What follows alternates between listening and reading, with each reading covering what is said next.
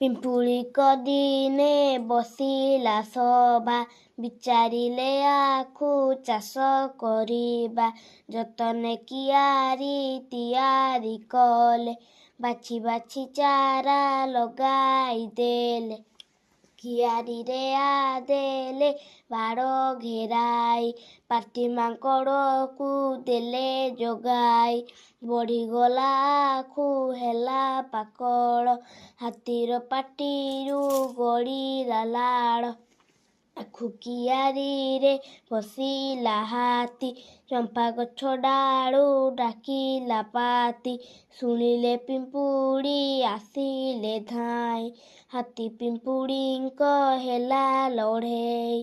ପିମ୍ପୁଡ଼ି କାମୁଡ଼ା ସହି ନ ପାରି, ହାତୀ ପଳାଇଲା ଜୀବନ ଧରି। କିଆରିରେ ହାତୀ ରହିଲା ନାହିଁ, ଖୁସିରେ ପିମ୍ପୁଡ଼ି ଉଠିଲେ ଗାଇ। ହାତୀ ଖାଇଯିବ ଆମ ସମ୍ପତ୍ତି, ଛାଡ଼ିଦେବୁ ଆମେ ପିମ୍ପୁଡ଼ି ଜାତି।